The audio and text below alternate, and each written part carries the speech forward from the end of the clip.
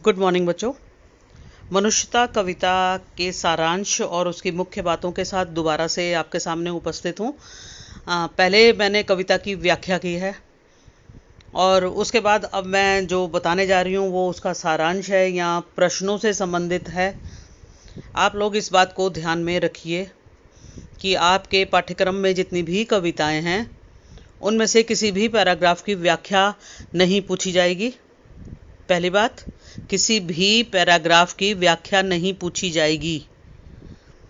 दूसरी बात, कविता का सारा मूल भाव समझ में आना चाहिए, जिसे हम उद्देश्य, केंद्रीय भाव, सार, सारांश कुछ भी कह सकते हैं।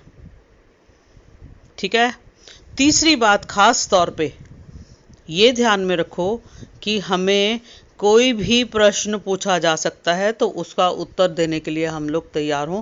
कई बार हमारे पास ऐसे प्रश्न आ जाते हैं जो हमारी कॉमन सेंस से जुड़े होते हैं। जैसे अभी मैं आपसे ये प्रश्न पूछूं कि पहली रिकॉर्डिंग शुरू करते समय आप लोगों को क्या लगा। जनरल नॉलेज का क्वेश्चन है, पाठ से जुड़ा हुआ नहीं है, तो आप कहोगे कि इतनी देर तक तो शुरू ही नहीं हुई ऑडियो, हमने सोचा कि खाली है। खाली नहीं है, ये मैं आपको सूचना दे रही हूँ, इसलिए बोल रही हूँ जानबूझ के कि अगर आप लोगों ने पहले वाली ऑडियो नहीं सुनी है तो उसको सुनिए। उसमें व्याख्या है, कविता की व्याख्या है। किताब लेकर साथ में बैठिए और कविता की पंक्तियों पर ध्यान दीजिए और व्याख्या को ध्यान से सुनिए। कभी कभी ऐसा होता है कि कोई प्रश्न इस तरह का आ जाता है कि जो कक्षा में सुनी हुई बात होती है वो ध्यान में आती है, तो हम क्वेश्चन का आंसर आराम से लिख पाते हैं। आपकी मदद के लिए व्याख्या करना जरूरी था, इसलिए व्याख्या भी की। मैं आपसे एक प्रश्न पूछती हूँ और मुझे पता है कि उत्तर तो मिलेगा नहीं, क्योंकि हम लोग आपस में बातचीत नहीं कर रहे हैं, कोई कॉन्फ्रेंस नहीं चल रही है हमारी। पर फिर भी मुझे मालूम है कि आप लोग समझदार बच्चे हो, 10th क्लास में आ गए हो। मैं आपसे पूछना चाहती हूँ कि आप मनुष्यता से क्या मतलब समझते हैं, मनुष्यता का क्या अर्थ है। जिन बच्चों के दिल में आया कि मनुष्यता का मतलब है अच्छे काम करना, दूसरों की सहायता करना, परोपकार करना, वो बिल्कुल सही है। ठीक है। अगर मैं आपसे पूछती हूँ कि जीवन और मृत्यु, आज जिए कल मर गए, इसको हम दूसरे शब्दों में क्या कहेंगे, तो यहाँ पर जीवन को मरणशील कहा गया है। इसके अलावा जीवन को क्षणभंगुर कहा गया है। क्षणभंगुर, क्षण भर में खत्म हो जाने वाला, गारंटी नहीं है। अभी कोई सामने जिंदा है और अभी थोड़ी देर में ही मर जाए, गारंटी नहीं है। मौत कब आएगी, मौत के आने का की कोई डेट नहीं होती है, कोई समय नहीं होता है, कभी भी कहीं भी किसी समय भी हो सकती है, इसलिए क्षणभंगुर। एक और बात, सुमृत्यु, अच्छी मौत किसको कहा जाएगा। ये नहीं कि अपने बिस्तर में मखमली गद्दों में सोए सोए मर गए, आहा क्या सुमृत्यु हुई। नो, सुमृत्यु का मतलब है अच्छे कर्म करने के बाद मरना। ऐसा मरना कि मरने के बाद भी तुम्हारे अच्छे कामों के लिए तुम्हें लोग याद रखें। तुम्हें से मतलब संसार के प्राणी। ठीक है। और अब हम कविता का जो सारांश है, जिसे उद्देश्य कहा जाता है, उसको एक बार अपने मन में बैठा लें तो कविता और अच्छी तरह से समझ में आएगी। और इसके बाद प्रश्नोत्तर और असाइनमेंट तैयार है आपके लिए, वो भी आप लोगों ने करनी है। मनुष्य का जीवन क्षणभंगुर है, मनुष्य मरणशील है, और आज अगर वो जिंदा है तो कल उसकी मौत भी हो सकती है। दुनिया में ऐसे बहुत से मनुष्य हैं जिन्होंने जन्म लिया और बिना कोई अच्छा काम किए मर गए। संसार में आकर मनुष्य कहलाने का अधिकार सिर्फ उसे है जो दूसरों की खुशी के लिए जीता है। ऐसे मनुष्य को लोग युगों युगों तक याद रखते हैं और ऐसे मनुष्य की मृत्यु को सुमृत्यु कहा जाता है। जो मनुष्य केवल अपने स्वार्थों के लिए जीते हैं, किसी के सुख दुख में साथ नहीं निभाते, कोई अच्छा काम ही नहीं करते, ऐसे मनुष्य पशुओं के जैसे होते हैं। कवि कहते हैं कि जो व्यक्ति उदार होते हैं, दयालु होते हैं और विश्व में एकता और अखंडता का भाव जगाते हैं, उनके नाम स्वर्णिम अक्षरों में लिखे जाते हैं, सोने के अक्षरों में लिखे जाते हैं। और माँ सरस्वती भी उनके गुणगान करती है, धरती माता भी उनके लिए कृतार्थ हो जाती है। कृतार्थ का अपोजिट वर्ड क्या है? कृतार्थ का विलोम शब्द क्या है?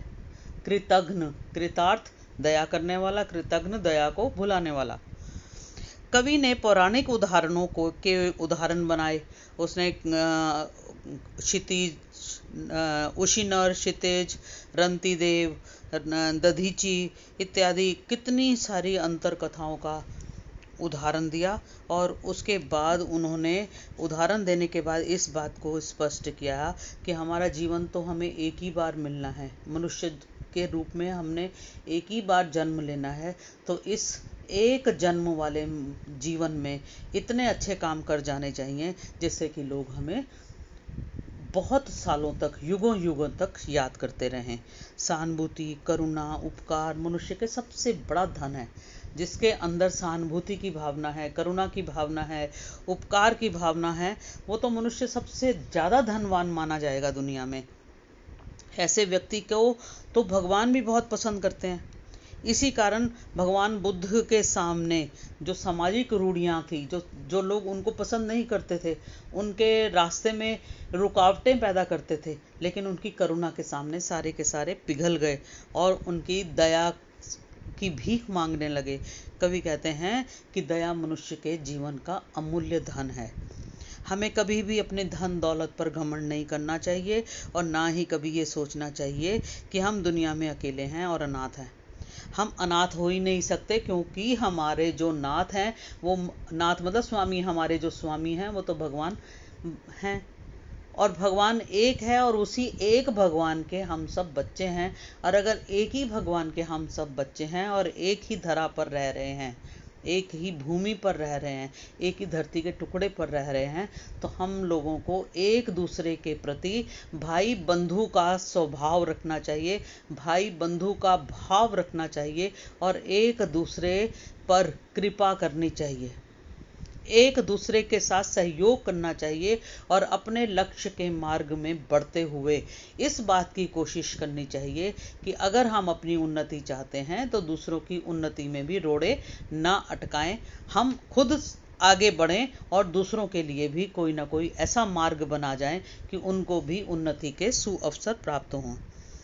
हमें अपने उद्देश्य को प्राप्त करने के लिए एक दूसरे का सहयोग करना होगा और एक दूसरे के सहयोग से ही आगे बढ़ना होगा, क्योंकि वही पशु प्रवृत्ति है कि आप ही आप चरें, वही मनुष्य है कि जो मनुष्य के लिए मरे।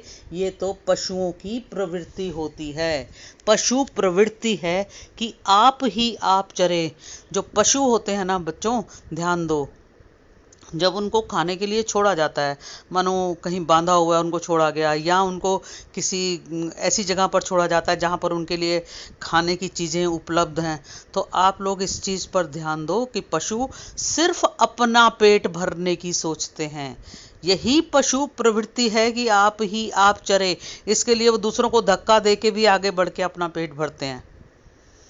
मैं माँ और बच्चे की बात नहीं कर रही, मैं पशुओं की बात कर रही हूँ। पशुओं में भी माँ और बच्चा होता है। जब तक माँ और बच्चे का संबंध होता है तब माँ भूखी रहकर भी अपने बच्चे का पेट भरती है, चाहे वो चिड़िया है, चाहे वो गाय भैंस, कोई भी जानवर। लेकिन जब वो सच में अपने आप में पशु बन जाते हैं तो वो पशुता का ही व्यवहार करने लगते हैं, फिर वो अपनी हरकतों से बाज नहीं आते। यही पशु प्रवृत्ति है कि आप ही आप चरें। ये पशुओं की प्रवृत्ति होती है जो अपने बारे में सोचते हैं।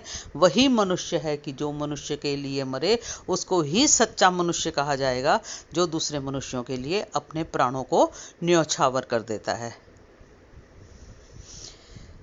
मुझे उम्मीद है बच्चों ये आप लोगों को सच्ची में अच्छी तरह समझ में आया होगा। मुझे यूं लगा जैसे मैं क्लास में पढ़ा रही हूँ, मैं सच में बोल रही हूँ। और इसी तरह से पढ़ो प्लीज़। अपनी बुक खोलकर पहले कविता के साथ जुड़ो।